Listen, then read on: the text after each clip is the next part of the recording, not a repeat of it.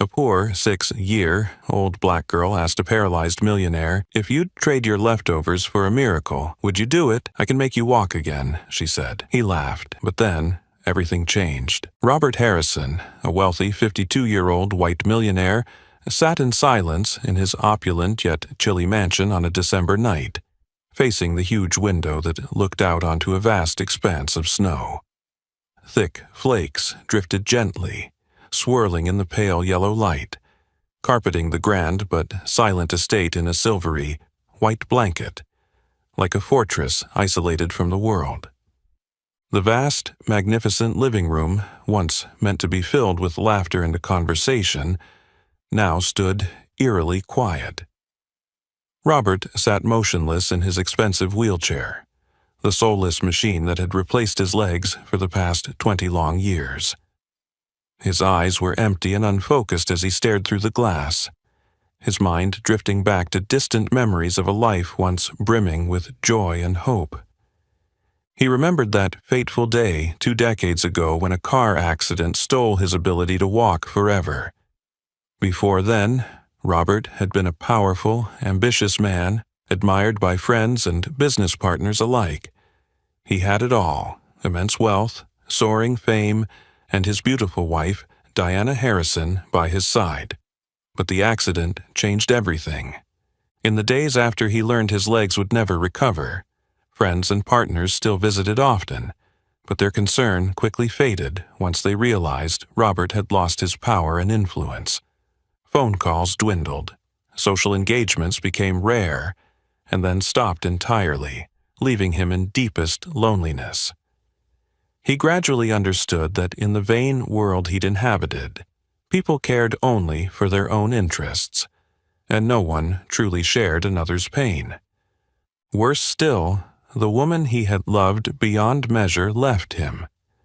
Diana, who had once accompanied him to lavish parties, decided to divorce after 5 years of enduring the bitterness and resentment he poured onto her every day. She said she could no longer bear the hatred and coldness in his eyes each time she tried to help him. When Diana walked away, Robert felt as though his final tether to the world had snapped. His eyes no longer shed tears, only boundless emptiness and chill remained. Then his mother, Eleanor Harrison, the only one who had tried to stay in touch, grew distant too. Each visit of hers was marked by a deeper look of sorrow and helplessness in her aged eyes, as she watched her only son retreat further into darkness. She urged him to reconnect, to find new joys, but Robert's stubborn pride built an invisible wall between him and the woman who had borne and nurtured him for so many years. Her visits grew sparse, and now they were little more than brief, awkward phone calls filled with painful silences. Robert sighed quietly, his gaze sweeping the dim room. The priceless paintings on the walls and the lavish furnishings no longer stirred anything in him but bitterness and emptiness. He had once believed money could buy anything, but now he understood that no fortune could purchase an understanding heart, a comforting hand, or genuine love. He recalled the feeling of walking on his own 2 feet, something he had dreamed of experiencing again for 20 years. He despised himself for his helplessness, despised the meaningless existence he led, and more than once had thought of ending it all. Yet he'd never found the courage to let go, so he remained like a silent ghost, wandering a world too wide for him. A cold draft slipped through a crack in the door, making him shiver despite the room's warmth. Robert wondered if his life could ever change. Did miracles truly exist? Or were they just lies he once believed in his youth? In the terrifying silence, he suddenly heard a soft knock at the servant's side door. He startled and glanced at the clock on the wall, well past midnight. Who could come at this hour? His only remaining maid, Sophia, had long since left his service. At first, he wanted to ignore the knocking. Nothing could pull him from the self-imposed solitude he'd embraced. But the tapping persisted, gentle yet insistent, as if trying to awaken something deep within his soul. With a sigh, curiosity won out. He slowly propelled his wheelchair down the long, dark corridor, past cold rooms filled with sad memories. When he reached the door, his heart began to pound, a mix of anticipation and anxiety. He opened it slowly. Standing before him was a tiny girl, her dark skin striking against the weak porch light. Her clothes were ragged, and her big, bright eyes looked up at him full of hope. "Mister," her small voice rang out in the freezing night, "I'm so hungry. Do you have any leftovers you could spare?" Robert froze, completely captivated by the sincerity in those eyes, unaware that his lonely, frozen world was about to change forever, beginning with this tiny moment. Robert froze, caught completely in the sincerity shining in her eyes. The pale yellow porch light softly illuminated her delicate face, accentuating the smooth ebony of her skin against the bone, cutting cold of the winter night. She stood there, shivering, her wide, clear brown eyes fixed on him, without a hint of fear or hesitation. Robert cleared his throat softly, trying to mask his surprise and embarrassment. He was used to the wary glances and evasive looks people gave when they saw his extravagant wheelchair, but the girl before him seemed oblivious to his disabled legs, unafraid to stand before a wealthy white man. "Did you say something?" Robert asked, his voice gentler than he'd intended. The girl gently brushed her tangled, snow-dusted curls aside and looked up at him, her voice trembling but clear. "I'm so hungry. Do you have any leftovers?" Robert felt a sharp pang in his heart at those genuine words. How long had it been since someone spoke to him with such simplicity and honesty? How long since anyone saw him as a person, rather than his money or his crippled legs? He studied her more closely. She wore a threadbare coat with one pocket torn, revealing the thin fabric beneath. Her tattered sneakers allowed her tiny toes to peek out, her skin ashen from the freezing air, an image that stirred an inexplicable ache in him. Instinctively, he wondered how a little girl like this could be wandering alone in the snowy night, coming to a stranger's home to beg for food. "What's your name?" he asked, his tone softening with concern he didn't quite understand. "Jasmine Thompson," she replied without hesitation, her small voice carrying a surprising confidence that belied her worn appearance. Robert nodded slowly. "Do you live nearby?" "Yes, sir. My mom and I live in a small apartment across the street. She often works very late," Jasmine said, pointing toward the dilapidated row of flats opposite his mansion. Robert turned to look where she pointed. He realized he'd been so isolated that he'd never noticed the impoverished apartments just steps from his estate. A flush of shame rose in him. How selfishly he'd lived. "Then why didn't you wait for your mother to come home and eat together?" he asked gently. "My mom works 3 different jobs. Some nights she gets home very late. Today, our kind neighbor said rich people always throw away good food, so I thought I'd ask you," Jasmine explained. Matter of factly, as though her actions were perfectly ordinary. Robert's chest ached at her blunt honesty. He fell silent for a moment, watching the little girl shiver. Then, without hesitation, he opened the door wider. "Come inside. I'll get you something to eat." Jasmine stepped into the house tentatively, her eyes widening at the opulence around her. Expensive treasures stretched out before her like a whole new world. Yet Robert was most surprised by her lack of greed or envy. Only a childlike curiosity glowed in her gaze. He led Jasmine into the kitchen and retrieved a platter of uneaten food. She accepted it with deep gratitude, but instead of digging in, Jasmine looked up at him earnestly. "Do you want me to help you?" she asked. Robert chuckled softly. "What could a little girl like you possibly do?" I can help you walk again, Jasmine said with utter seriousness, fully believing her own words. Robert's smile vanished, his eyes flashing annoyance. Surely she was mocking him. He was about to refuse outright, but the clear sincerity in her innocent gaze stayed his tongue. There was no trace of ridicule. She truly believed she could help him. "Are you joking?" he asked, fighting to remain calm. "No, I'm not joking," Jasmine answered firmly. "My mother always says that kindness and love can heal anything. If you help me not be hungry, I'll surely be able to help you." Robert looked into her eyes again and saw nothing but purity and sincerity.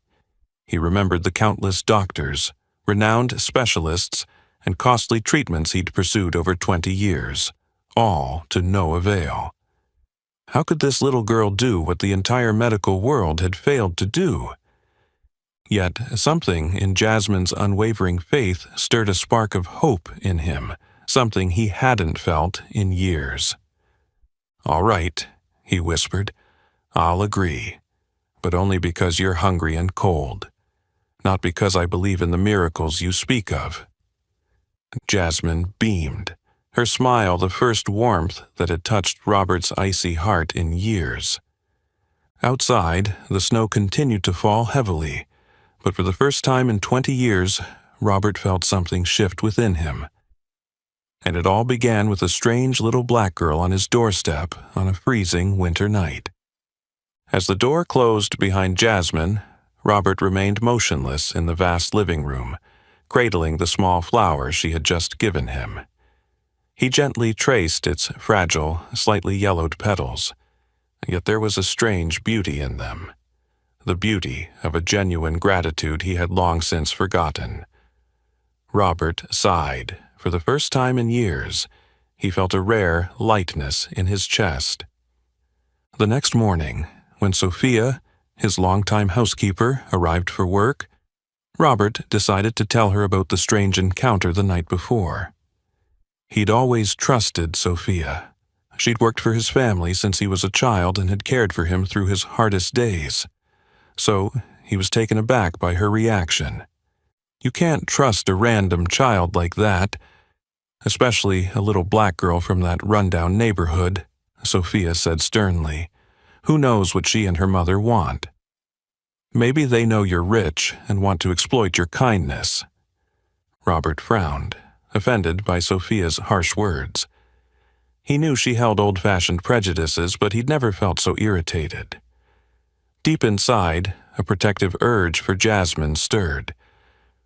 "Sophia, she's only 6 years old. I found her completely sincere," Robert replied softly. "Sincere?" Sophia scoffed, her eyes narrow with distrust. "Robert, how many people have taken advantage of your wealth? Don't let yourself make that mistake again." Robert fell silent. Her words stung, but they also made him question. Had he been too naive and trusting? That afternoon, a familiar knock sounded at the door again. Robert opened it swiftly to find Jasmine standing there, her little face radiant like a winter sunrise. "Hello, Mr. Robert," she called cheerfully, offering him another small flower wrapped carefully in old newspaper. "I came back to say thank you. This is the miracle of gratitude." Robert smiled, and all his worries seemed to disappear when he saw the clear light in her eyes. He accepted the flower with genuine warmth. "Thank you, Jasmine," he said gently. "This truly is a beautiful gift." Jasmine beamed, then suddenly asked, her tone serious, "Mr. Robert, your legs must hurt a lot, right? How long has it been since you could walk?" Robert was momentarily taken aback by her straightforward question, but her sincerity disarmed him. He couldn't refuse. "Yes, Jasmine. I was injured many years ago. The doctors say I'll never walk again." "But the doctors don't know everything, do they?" Jasmine said softly as she stepped closer. "May I touch your knee once?" Robert hesitated, then nodded. Jasmine moved forward and placed her tiny hand on his knee. In that instant, he felt a strange warmth ripple through him, a feeling he hadn't experienced in 20 years. It wasn't a clear sensation in his legs, but rather a peaceful warmth spreading through his heart, as if her small hand had reached the deepest part of his soul. He looked down at her, eyes wide with curiosity. "Why are you doing this, Jasmine?" "I'm sending love and faith to your legs," she replied earnestly, her eyes shining. "My mother always says that if you truly believe and love, miracles can happen." Robert studied her closely. In that moment, he realized Jasmine was not just a needy child, but a beautiful soul capable of touching the darkest corners of his heart. He saw her now not with pity or curiosity, but with respect and profound gratitude. Standing tall, Jasmine looked up at him with unwavering conviction. "Mr. Robert, the miracle has already begun. All you need to do is believe." After she left, Robert sat alone, gazing at the little flower Jasmine had given him. He wondered if he'd been wrong to cling to his prejudices. Perhaps Sophia's harsh words weren't absolute truth, but the product of age, old biases. In his heart, those prejudices began to crack, and for the first time in 20 years, he resolved not to let them obscure the truth any longer. He was ready, just a little bit, to let hope and humanity's light into his dark world. When Jasmine left, the little flower still resting in Robert's hand, and emotions he'd never felt before stirring in his soul. A cold gust of wind swept against the window pane, carrying with it a vague sense of unease. Inside, Robert, long, held prejudices began to crack, but the world outside remained full of prying eyes, suspicion, and the hidden dangers that a black girl like Jasmine, or anyone from a vulnerable community, faced every day. That evening, in a pitch dark apartment across the street, Margaret Thompson, Jasmine's mother, returned home after a long shift. Though she was just over 30, her face was etched with fatigue, and her eyes carried a constant wariness. Life as a single mother raising her child in a poor neighborhood, surrounded by subtle bias and discrimination, had forged in Margaret a tough resilience, but also an undercurrent of perpetual anxiety. "Mama, I did exactly what Mrs. Patterson told me," Jasmine exclaimed, holding out the container of leftovers she'd gotten from Robert's house. Margaret looked at it in surprise. Her daughter's joyous eyes softened her heart, but panic quickly followed. "Where did you get this?" "I told you not to wander around after dark, Jasmine. Especially to strangers' houses. Don't you realize how dangerous that is?" Margaret hugged her tightly, her voice trembling with fear. "But he was so nice, Mama. Mr. Robert gave me food, and he actually listened to me. He's nothing like other white people," Jasmine said simply, unaware of the worry swelling in her mother's chest. Margaret froze. "Robert?" She tried to stay calm, but horrific stories of racial exploitation, wealthy men preying on children of color, rushed to her mind like a fierce wave. She thought of so many black women who'd been falsely accused, forced to protect their own children from scornful stares, cruel taunts, or even real threats from those pretending to be kind. "Tell me about him, Jasmine," Margaret said, sitting down and scrutinizing every small reaction of her daughter. Jasmine eagerly described the silver-haired man in the wheelchair at the grand mansion who had given her food and listened to her small dreams. But when she casually mentioned the miracle of helping him walk again, Margaret's panic only grew.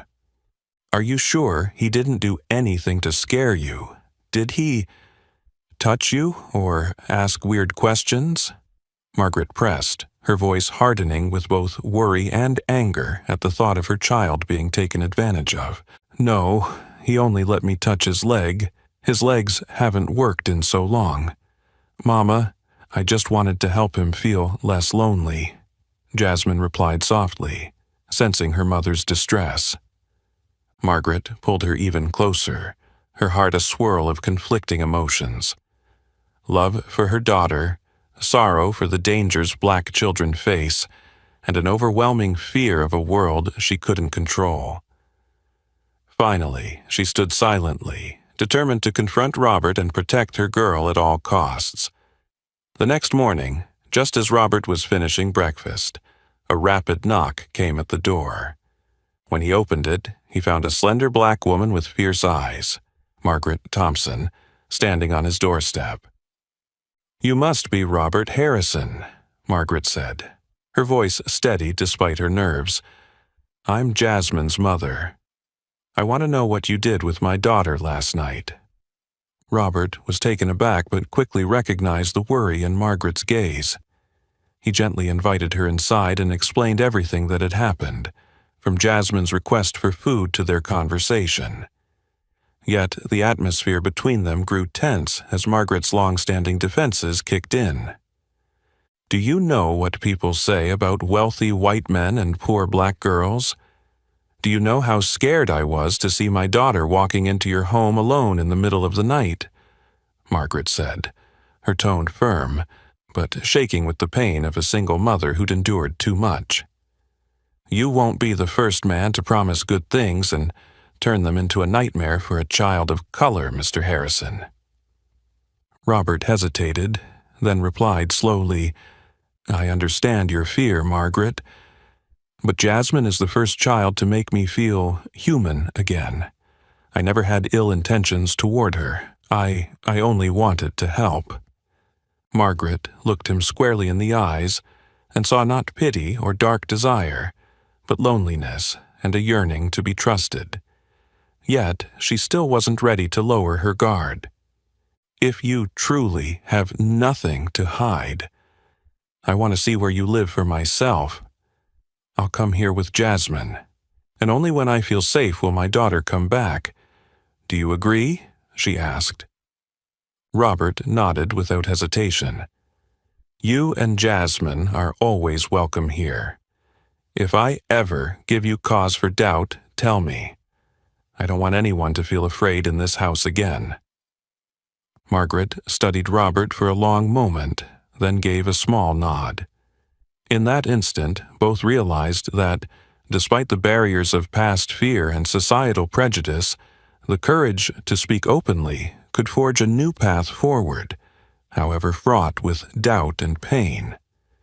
And so the true journey of change, for those once stifled by racial bias and those long isolated by privilege, had taken its first tentative steps. The tense atmosphere of that morning still lingered as Margaret left the mansion with Jasmine, her heart full of doubts and confusion. Yet, true to her word, the next evening, Margaret returned with her daughter. She couldn't deny the mixture of curiosity and unease she felt stepping through the tall iron gate into a world so different, where the cold white brick walls seemed to symbolize the distance and prejudice that had divided generations. Jasmine clutched her mother's hand, her eyes bright with excitement yet wary. Margaret felt her pulse quicken as they approached the front door. Robert's house was brilliantly lit, and his silhouette stood patiently in the window as if he'd been waiting for them a long time. Just as they crossed the front lawn, a luxury car pulled up beside the gate. The window rolled down to reveal Dolores Mayfield, their wealthy neighbor known for her vicious remarks about those poor people of color. Dolores raised an eyebrow at Margaret and Jasmine, then sneered loudly through the open window, not bothering to hide her contempt. Wow, Harrison's being kind to a bunch of beggars now? What a topsy-turvy world. Her words carried across the street, catching the ears of other neighbors out for an evening stroll. A middle-aged man in a fur coat slowed his pace to give them a scornful look. A woman nearby shook her head, whispering vicious comments about the Thompsons daring to set foot in the rich folks' domain.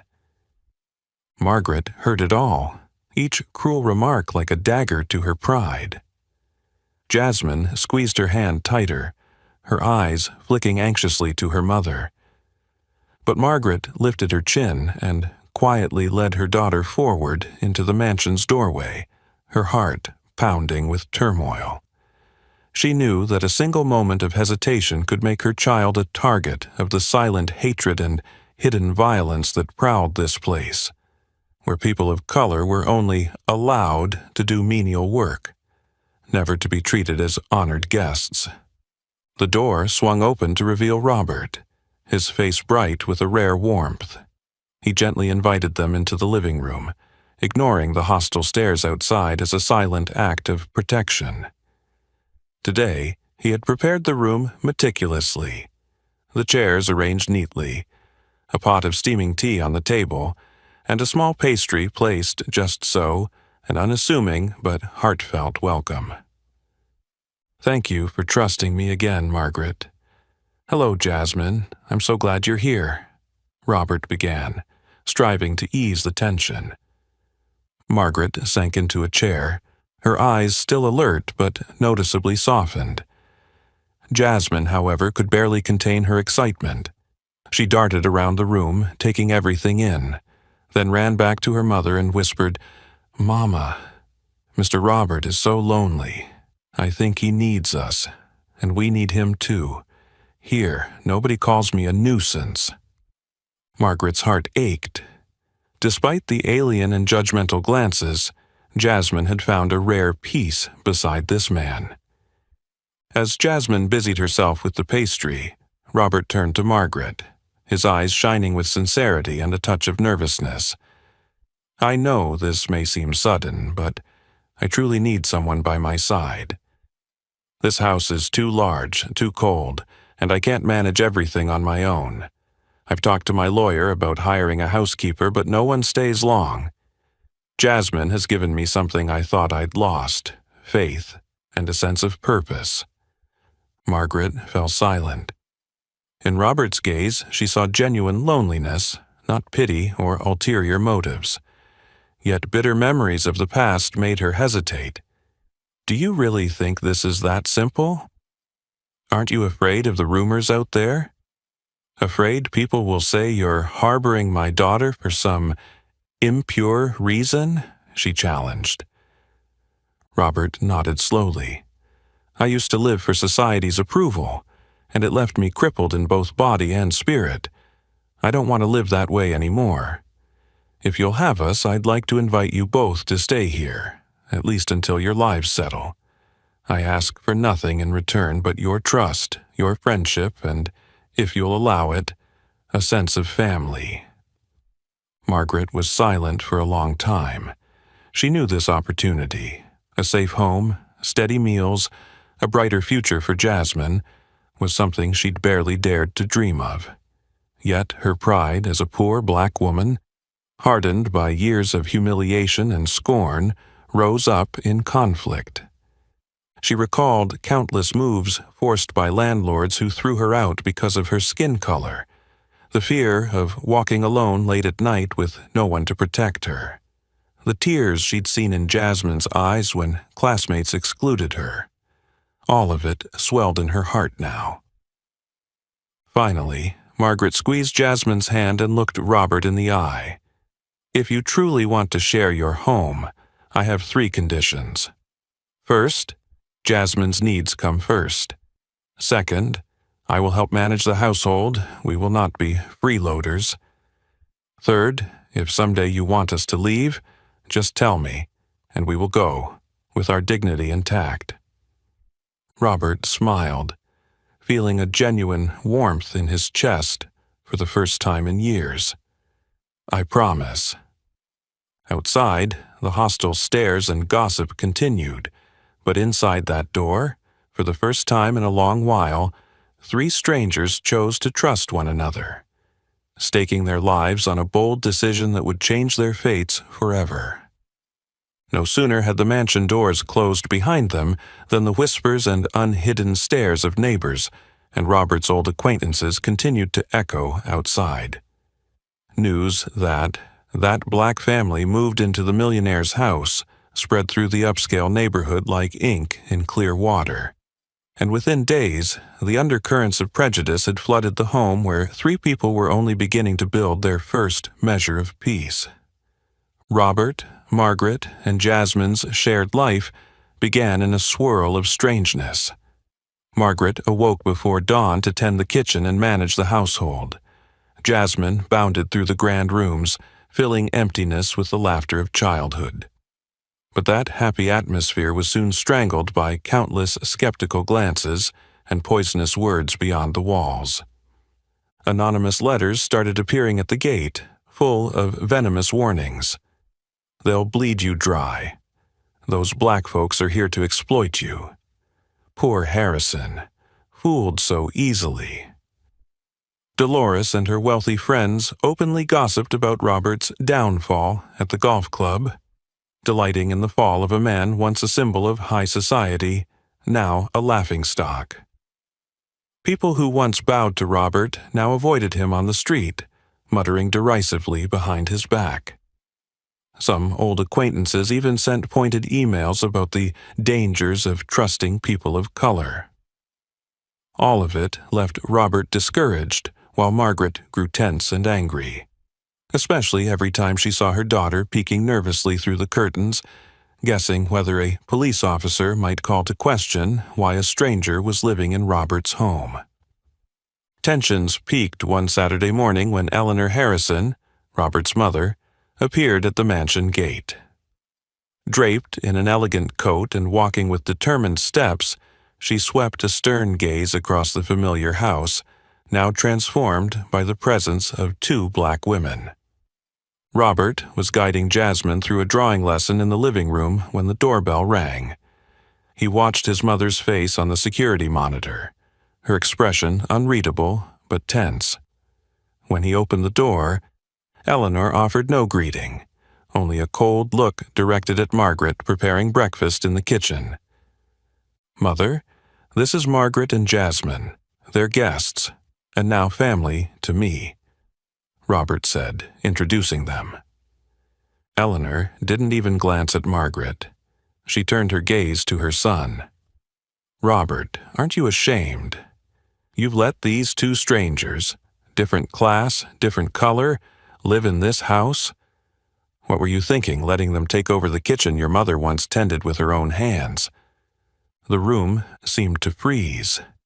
Margaret felt her blood rise to her cheeks, but forced herself to stay calm. Jasmine cowered behind her mother, and Robert bowed his head, hands clenched in anxiety. "You don't understand," Robert began, but Eleanor cut him off sharply. "You've grown weak, son. They'll leave you with nothing." "Margaret, what right do you have to live behind these walls? Do you think you deserve it?" Margaret raised her head, her eyes cold but steady. "I come as a mother, a woman who works tirelessly for her child, and a person of dignity. I haven't taken a penny from Robert. I work. I'm not here begging for white people's pity. If you doubt my worth, look at how I care for this home, and look at my daughter's eyes now, no longer afraid each night." Eleanor was taken aback by Margaret's firmness. Part of her wanted to retort, yet, worn argument came to mind. "Mrs. Harrison," Margaret continued, her voice trembling yet resolute, "I know what you think of people like me. You don't need to hide it. But I beg you, if you truly love your son, look at his happiness, the happiness that my daughter and I are striving to bring, not take away." The air turned stiflingly heavy.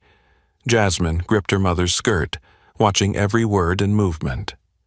Robert looked from his mother to Margaret, his heart torn between gratitude, wounded pride, and fear of being abandoned. For the first time, Robert refused to stay silent. He gripped the arms of his wheelchair, lifted his chin, and looked his mother in the eye. "Mother, thank you for coming. But my life here has felt dead for years. Only when Margaret and Jasmine arrived did I remember how to feel joy, hope, and love like an ordinary person. I don't need your approval, but I won't let anyone, even you, humiliate or drive them away.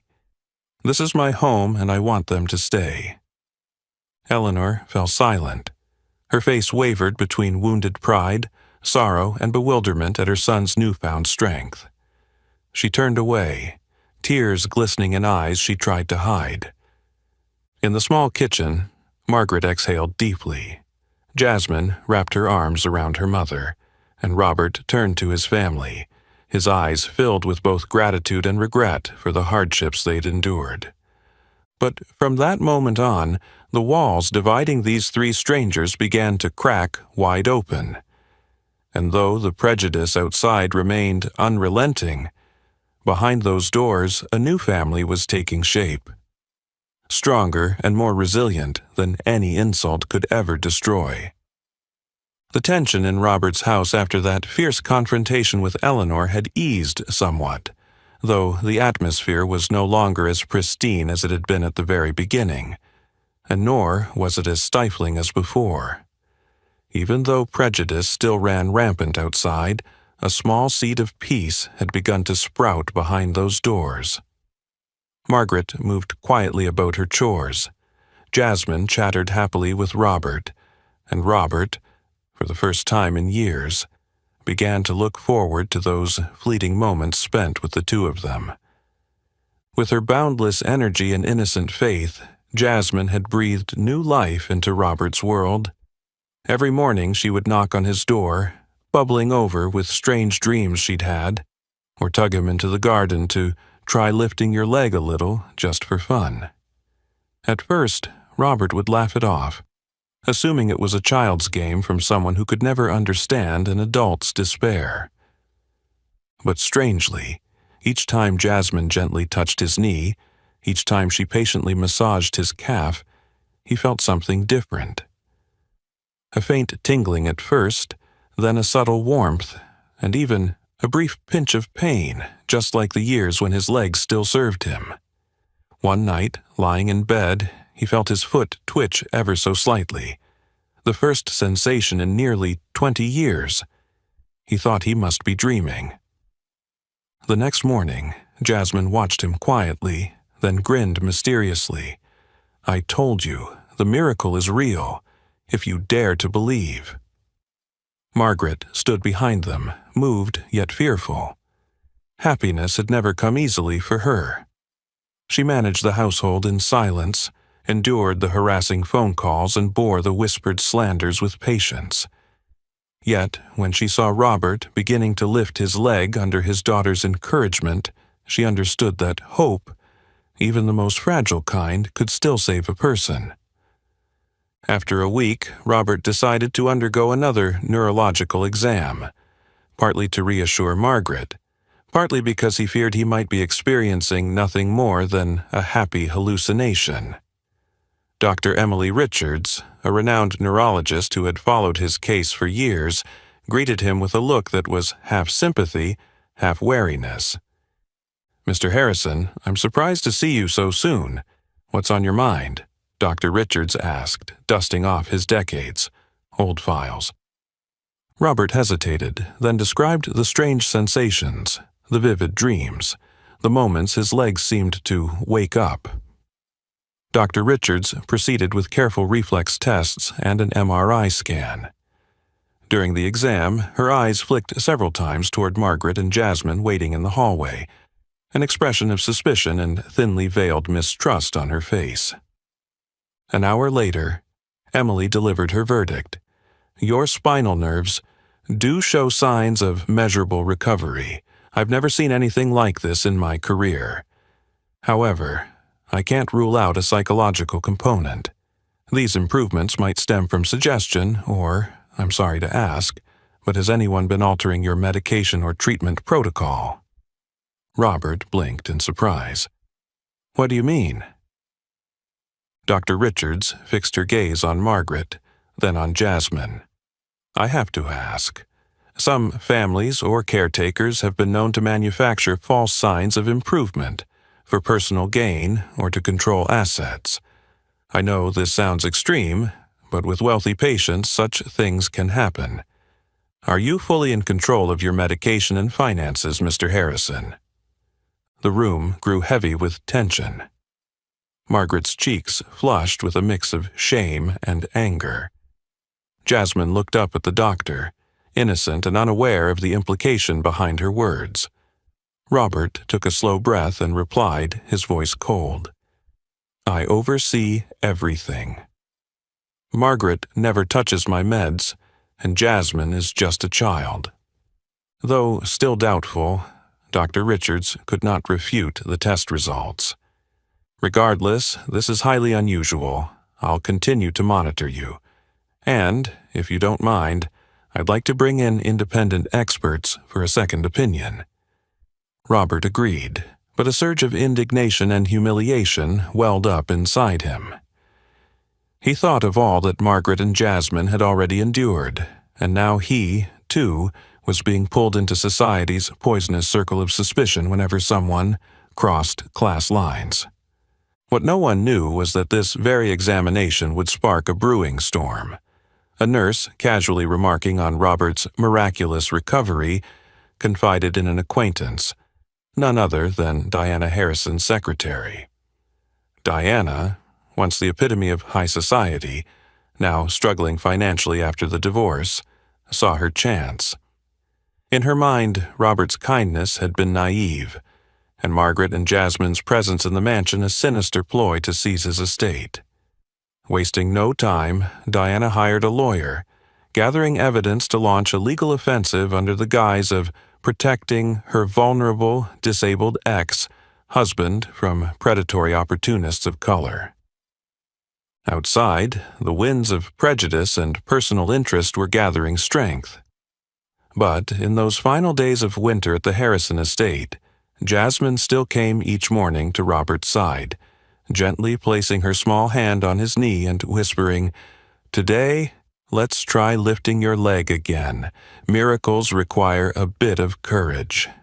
And amid all the doubts, Robert dared to hope, not only for the return of his own legs, but for the future of this extraordinary family. News of the Harrison miracle dominated the tabloids overnight. Secret snapshots of Robert with Margaret and Jasmine, taken from the garden, were splashed across the front pages under cruel headlines. "Paralyzed Millionaire.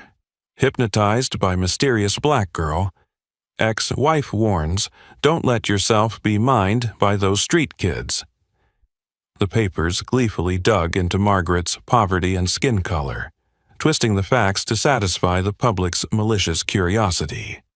Within days, a thick lawsuit arrived at the mansion. Diana Harrison, claiming to protect her ex-husband's assets and mental health, petitioned the court to freeze Robert's property and accused Margaret and Jasmine of brainwashing, emotional manipulation, and misrepresenting his medical condition. Diana's lawyer publicly declared, "We will expose every conspiracy aimed at profiting from a patient, especially when it involves exploiting trust across class and racial lines." Those cold words and vicious insinuations were like knives twisting into Margaret's already fragile dignity. Night after night, her phone wouldn't stop ringing. Harassing calls, threats from anonymous strangers, even garbage packages and hate mail dropped at their gate. Terrified, Jasmine asked her mother, "Is it because I'm black that people hate me?" Margaret could only hold her daughter in silent tears of helpless shame. Robert, pained and furious, struggled to stay calm. He spent hours beside Jasmine, encouraging her to draw, read books, and tell stories to soothe her fears. At night, he and Margaret would sit together by the dark window for hours, sharing their years of loneliness, their fear of being cast aside, and above all, their resolve not to let the past, or anyone's prejudice, dictate their happiness. The more the public turned against them, the more Margaret wanted to shield her daughter from the storm. One evening, after Robert had escorted Eleanor to her car, Margaret gently said, "Maybe Jasmine and I should leave Robert." You've already endured so much pressure because of us. All the things people are saying, I'm afraid they're true. I'm scared Jasmine will hate her own skin color when she grows up." Robert took Margaret's hand, his voice calm but firm. "Don't you see, Margaret? They only hate what they don't understand. If we leave, they win. They'll prove that public pressure, difference, and skin color are enough to tear apart a family. I've lived 20 years trapped by my own fears. I won't let Jasmine inherit fear from the world outside." Margaret shook her head, tears silently falling. She'd never believed a white man would dare to defend her against the whole world. But now, faced with Robert's unwavering sincerity, she felt something transcend race: understanding, responsibility, and love. Just when it seemed they were at their weakest, Eleanor Harrison, the very woman who had fiercely opposed Margaret and Jasmine, began to change. Quietly, she observed Margaret running the household, caring for her son's meals and rest, patiently sitting with Jasmine as she studied, played, and learned right from wrong. She never caught a hint of deceit or cunning that Diana had accused them of. Instead, Eleanor realized the truth. For years, she had viewed the world through a lens of privilege, judging the less fortunate by the color of their skin, not by who they really were. One late evening, Eleanor called Margaret into the backyard where she was tending the plants. "Margaret," she began, her tone still reserved but gentler now. I'm sorry for misjudging you. I believed Diana's lies, that you were exploiting Robert for his fortune. But I've seen enough to understand that without you and Jasmine, my son would still be just a shadow of himself, trapped in loneliness and anger for 2 decades. Margaret said nothing, but her eyes shone with gratitude. Eleanor continued, "I'm going to speak with the family lawyer. I'll do everything I can to protect Robert, and to protect you and Jasmine. What Diana is doing is unacceptable. The world needs to hear the truth from those who live it." From that night on, a quiet alliance formed in the mansion. 3 adults of different ages, backgrounds, and skin colors, and 1 small girl. They were no longer merely battling society's prejudice. They had become a true family, believing that the only real miracle wasn't a healed pair of legs, but compassion and unity. Outside, Diana and the press continued their smear campaign, but inside those doors, for the first time in years, the true meaning of family began to shine through. A bond stronger than any accusation, any prejudice, any difference. And in that still glow of hope, Margaret knew she had been right not to let go. Ever since Eleanor began to take her side, Margaret felt she'd gained a real ally in the mansion. What she didn't know was that, even within these familiar walls, a silent darkness lurked, embodied in the one person Robert had trusted above all: Sophia. For nearly 30 years, Sophia had been the loyal housekeeper to the Harrisons. She'd quietly witnessed every twist and turn of their family's life, caring for Robert from his rebellious adolescence through the darkest days of his despair. Yet, living all those years in this wealthy neighborhood had imbued Sophia with deep-seated prejudice against anyone different, especially poor people of color. Sophia had never liked Margaret or Jasmine, though she always wore a polite expression. Whenever Eleanor praised Margaret's devotion or marveled at Jasmine's purity, Sophia's face would contort ever so slightly, and her eyes would flash a barely concealed contempt. In her mind, the Thompsons' presence was a stain on the Harrison legacy. It was Sophia who first approached Diana Harrison when she heard Diana was gathering dirt on Margaret. Loyal to the Harrisons, and resentful at seeing outsiders occupy her old domain, Sophia went well beyond her role as housekeeper. She called Diana's lawyer and eagerly relayed half-truths and outright fabrications. Margaret rifled through Robert's study, she claimed. Jasmine eavesdropped on family meetings. Margaret has been sneaking around the estate's financial documents. None of it had any proof, but it swelled Diana's lawsuit file and ignited a fresh wave of public outrage. One Monday morning, Margaret slipped into the storage room and heard Sophia's voice on the phone in the back garden. At first, she turned to leave, but then phrases like exploiting his kindness, Harrison family assets, and outsiders shouldn't stay long stopped her in her tracks.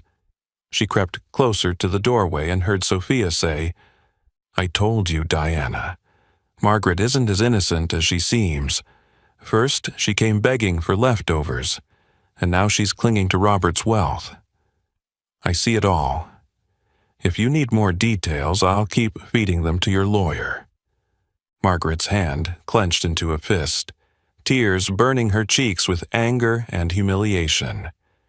She remembered every cold glance from Sophia, every sly insinuation, every polite but empty refusal behind Sophia's smile. Now it was clear. The woman Robert trusted most was stabbing them in the back. That evening, Margaret stayed silent until Jasmine was sound asleep. Then she went into the kitchen where Sophia was wiping down counters and spoke with quiet resolve. "Sophia, what have you been telling Diana? Why invent lies about me and Jasmine? Do you think I wouldn't hear?" Sophia looked up without changing expression. "I'm only stating facts, Margaret. The Harrison family has been far too generous to you. No one wants this house turned into a mess by people unworthy of it. I'm preserving Robert's legacy, and you should know your place."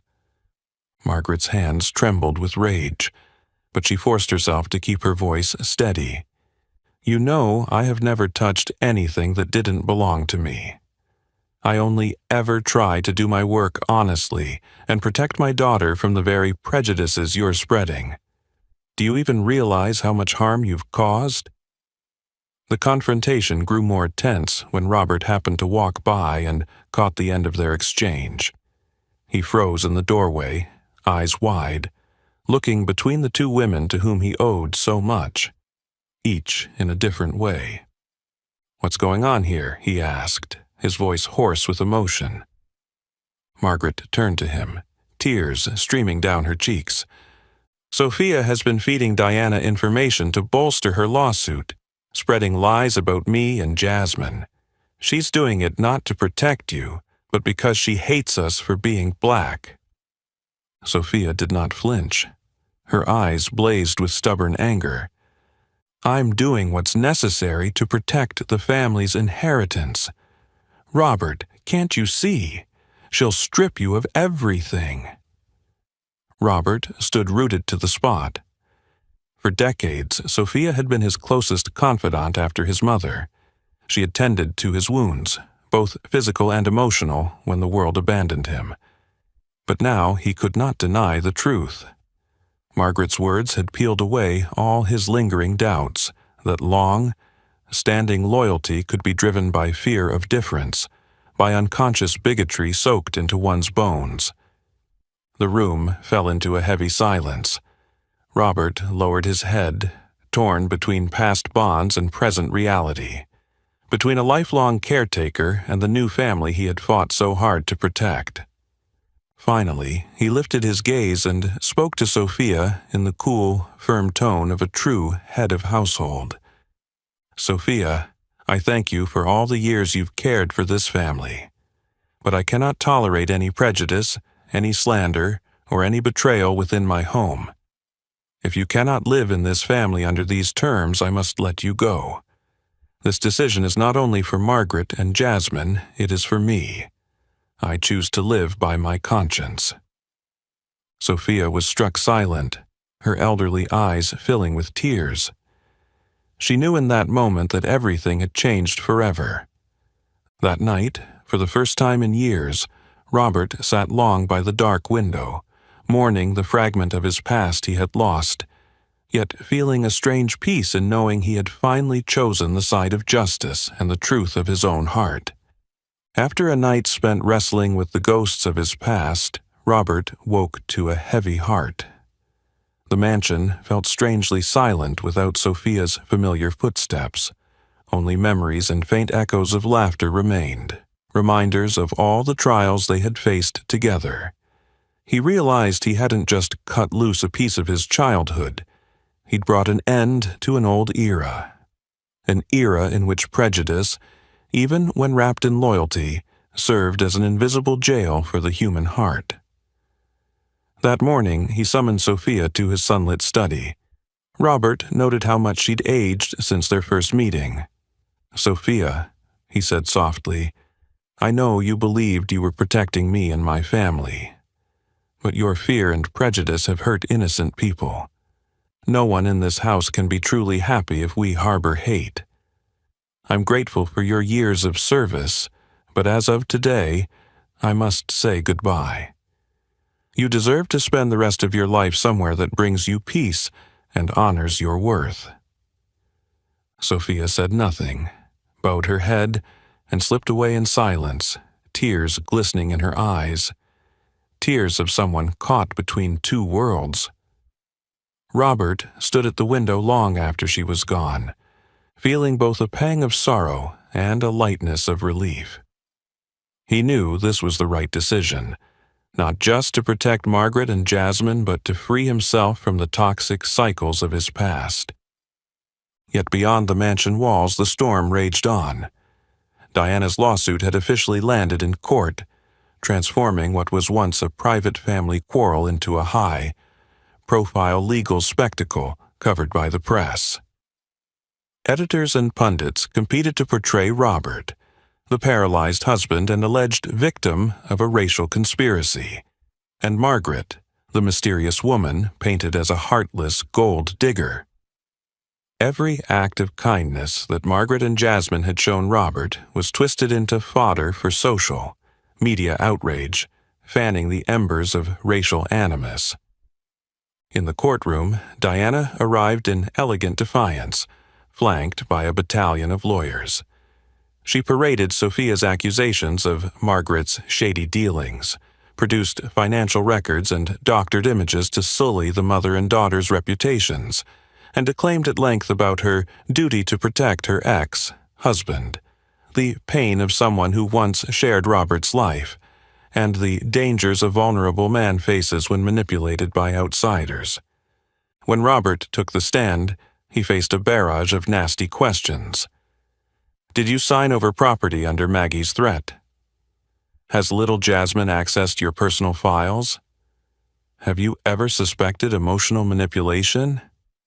Calmly, Robert replied, I signed nothing without full awareness and unwavering trust. No one coerced or manipulated me. The only gift I received is life itself, a gift I thought lost to me for 20 years. Tension peaked when Diana's lawyer asked that 6-year-old Jasmine, her wide, innocent eyes, be called as a witness. The courtroom fell eerily silent. Margaret gripped her daughter's hand, fear etched on her face. But Jasmine surprised everyone, climbing onto the stand with quiet courage. She greeted the judge with a small smile and answered each question with surprising poise. Jasmine, the lawyer asked, do you know why you're here? Jasmine glanced around, her eyes bright. They said my mom and I did something bad to Mr. Robert. But I don't understand. He's my friend. I just help him be happy, and every day we try to help him. Remember how to walk. A hush fell over the room. The lawyer pressed on. Have you ever taken anything from Mr. Robert? Has your mother taught you to sneak around? Jasmine shook her head earnestly. No, sir. Mama told me to always ask first. I only give Mr. Robert flowers. I think flowers make people happier than money. The judge softened. Do you love Mr. Robert? He asked. Jasmine nodded, eyes shining. I love him so much. He used to be sad like my mom and me, but now he knows how to laugh. Everyone here calls us outsiders, but Mr. Robert calls my mom a friend, and he calls me his little miracle doctor." Quiet laughter and tears rippled through the gallery. Jasmine's simple words struck a chord, even among the reporters who had spread falsehoods. They began to see the story not through suspicion, but through the eyes of a child who only wanted to give and receive love. Finally, the judge ruled, "There is no evidence that Margaret and Jasmine exploited or harmed Mr. Harrison. On the contrary, the court finds they have provided him significant emotional and physical benefit." Ms. Diana Harrison's case is dismissed. The Harrison family is free to continue their lives. Outside, the public buzzed over Jasmine's testimony. Headlines shifted, from mockery to celebration of resilience, faith, and the small miracles born of human kindness. Letters of support, bouquets of flowers, and messages of apology poured into the mansion. Robert knew there were still challenges ahead, but trust, the invisible treasure he'd lost for 2 decades, had finally triumphed, thanks to the love of a little black girl and a woman who refused to surrender to prejudice.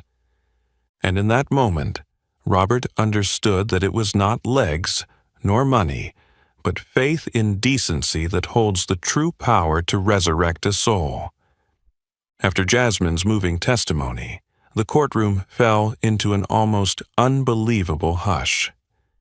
Those who had criticized and doubted her were now silent, listening, and a flicker of empathy appeared in their eyes. Margaret sat quietly in the gallery, tears welling, not from pain, but from pride and joy at seeing her little girl speak up for their entire family. And Robert felt something unlock in his chest, a part of his soul long imprisoned by fear, hurt, and shame. The lawsuit pressed on. Diana and her attorneys refused to relent, continually producing new documents and so-called evidence to paint Robert as the victim of an elaborate psychological scheme masterminded by Margaret and Jasmine.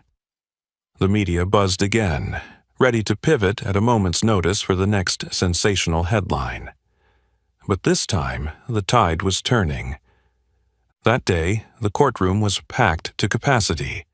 The judge ordered a public medical demonstration, with independent experts and reporters in attendance. Dr. Emily Richards, the neurologist who had followed Robert's case for nearly 20 years, was called to the stand. Emily, long skeptical of any Harrison miracle, had to revise her views after witnessing his undeniable progress and surprising medical indicators.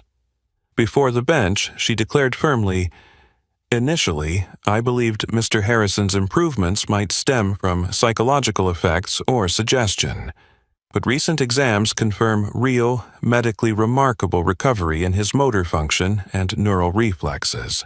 There is no sign of medication tampering or fraudulent treatment. I can't explain how it happened, but it is fact." An independent neurologist echoed her findings, pointing to the MRI scans. "The patient's nervous system has reestablished its basic connections. In our field, this is a truly unique case." Diana's lawyer scoffed. "So, doctor, should we believe in miracles, or in the fairy tale spun by a 6-year-old? Dr. Richards replied, visibly moved, "I present the scientific truth. Yet sometimes love, trust, and the will to live are forces science can't fully measure." A hush of astonishment fell over the room. Robert, who had remained quiet through every accusation, now faced the judge's request to stand. Margaret gripped Jasmine's hand. Eleanor covered her mouth, silently praying. Robert placed his hands on the chair arms and closed his eyes, gathering the strength of 2 decades of pain. A deep breath. Every gaze in the courtroom fixed on him, the man long deemed permanently disabled. He tensed, feeling a familiar numbness up his spine, but this time there was no shame or fear. He opened his eyes and glimpsed Jasmine's encouraging nod. Robert smiled. Then, trembling but determined, he lifted himself up. Inch by inch he rose, to the gasps of everyone present. The room seemed to choke on silence. Then he drew in a deep breath, took the assistant's hand, and took his first shaky step. Another step. A ripple of astonishment surged into spontaneous applause. Cameras flashed nonstop as reporters sprinted forward. It was real. Margaret sobbed with relief. Jasmine ran to hug his legs. Eleanor's tears flowed freely. The judge smiled and rapped his gavel. This is not only a legal victory, but a triumph of faith and human will. The judge dismissed Diana's case, preserving Robert's civil rights and property. No evidence of fraud or exploitation was found. Immediately, the media tone shifted from scorn to admiration, celebrating Robert's resilience, Margaret and Jasmine's courage, and the boundless love of this special family. Dressed in a simple white dress, Jasmine stood tall amid strangers, the living emblem of pure faith. A miracle that compelled society to reconsider itself. Schools and community groups launched campaigns for equality and anti-racism, adopting the Harrisons' story as their rallying cry. That evening, in the familiar mansion, Robert, Margaret, Jasmine, and Eleanor sat together by candlelight. Robert whispered, "We've won more than a lawsuit. We've conquered the darkness of prejudice. This family was born from the miracle of faith." Margaret smiled and squeezed his hand. Jasmine, resting her head in Eleanor's lap, whispered, "Tomorrow, I'll teach Mr. Robert how to jump rope." They all laughed as a spring breeze drifted through the windows, carrying hope of a truly new beginning. Laughter and joy from that legal victory still echoed through the Harrison mansion on that first spring evening after the trial. Robert, Margaret, Jasmine, and Eleanor gathered together, unwilling to break the strange peace that had settled over them. The four of them, once strangers, once standing on opposite sides of society, had now become a unique family, bound by understanding, courage, and love that transcended every prejudice. The next morning, as the first sunlight turned the garden gold, Robert awoke earlier than usual. He practiced walking down the hallway, feeling each step, not alone anymore, and no longer weighted by despair. Margaret was watering the flower pots Jasmine had planted by hand, while the little girl chirped to Eleanor about her drawings of a happy family. After breakfast, Robert lingered at the kitchen doorway and watched Margaret intently. His eyes no longer held the darkness of a man burdened by shame and hurt, but instead the light of someone who had rediscovered faith, love, and purpose. "Margaret," Robert said softly, his voice full of emotion, "I've never had the courage to say this, but I love you.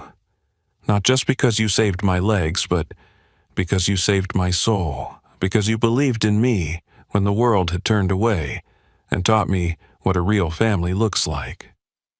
Margaret paused, tears quietly falling down her cheeks. She said nothing, only smiled, her heart brimming with happiness and emotion. Robert took her hand and knelt right there in the kitchen. For the first time in 20 years, he made the boldest move of his life. "Will you marry me, Margaret Thompson?" he whispered, a simple proposal that carried the weight of a lifetime of searching. Jasmine, accidentally witnessing the moment, squealed with delight.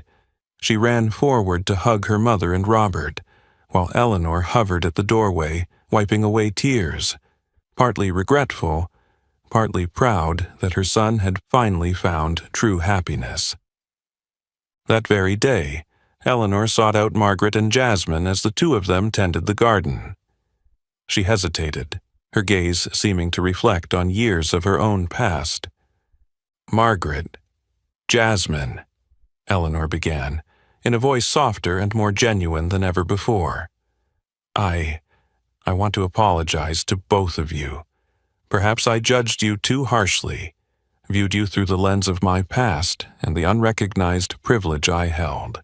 I let fear and pride cloud my judgment, and treated people who only wanted love poorly. Margaret squeezed her daughter's shoulder, her eyes shining with emotion. Thank you for saying that, Eleanor. I understand. Everyone has their own fears. What matters is that you found the courage to see us differently and choose to stand with us. Eleanor bent down gently and embraced Jasmine, the little girl she had once doubted and alienated.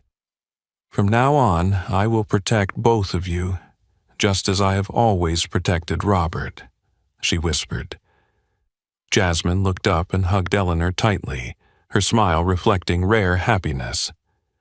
Within days, news of Robert and Margaret's engagement had spread throughout the community. Surprisingly, instead of protest or backlash, most of Robert's old neighbors and friends began to change their tone.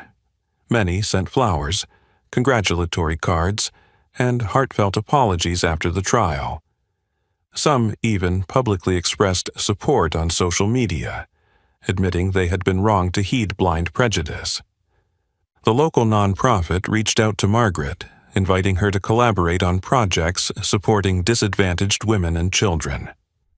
Schools asked Jasmine to share her story of the miracle of faith and courage, making the little black girl a new symbol of overcoming discrimination. As the wedding day approached, the Harrison mansion buzzed with laughter. Jasmine and Eleanor selected wedding blooms. Margaret tried on her dress with the help of new friends. Robert, no longer the lonely millionaire, busied himself with the guest list, insisting that everyone who had turned their back on the family be invited, as a declaration, everyone deserves the chance to change. On the night before the wedding, Margaret and Robert sat together in the garden, where the moonlight fell over the tiny flowers Jasmine had grown. Robert looked at his bride, to be, and whispered, "We've endured so many storms, so much pain, tears, and the hatred of people once called our friends. But perhaps, because of all that, you and Jasmine became the true miracles of my life." Margaret rested her head on his shoulder and smiled. "And you taught us that sometimes a miracle isn't something grand, but simply the chance to live and be loved like ordinary people." The next morning, the entire community gathered before the Harrison mansion. No one dared make remarks about skin color, background, or status. Everyone rose to applaud as Robert took Margaret's hand and led her down the aisle. No wheelchair, no shame. Jasmine, radiant in her simple white dress, walked ahead as the flower girl. The Harrison story became a new emblem of faith and compassion. There was no more division, only laughter, joy, and the admiration of a once distant community. That day, as the church bells rang and white petals danced in the breeze, Margaret knew at last she had a family. Not just a shared roof, but a safe haven where love could take root and grow, undeterred by any barrier of skin color or past.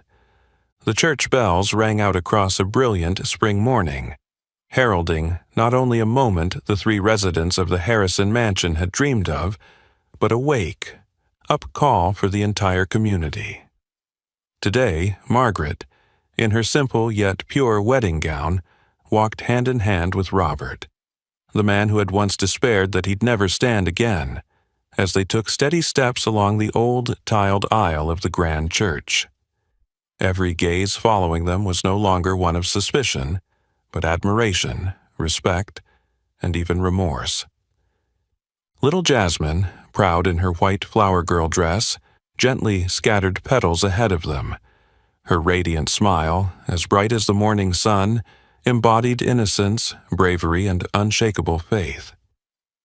Behind her, Eleanor guided the older guests with a beaming, proud expression. They were a family now, not defined by blood alone, but forged by overcoming the deepest fractures of prejudice, fear, and mistrust. The ceremony itself was simple, yet overflowing with emotion. No one sat still as Robert, needing no wheelchair, stepped forward to escort Margaret down the aisle. A hushed reverence enveloped the room before bursting into applause and heartfelt sobs from those who had witnessed their tear-streaked journey.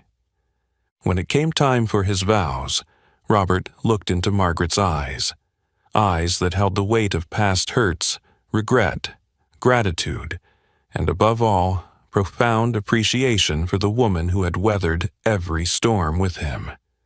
His voice was slow, clear,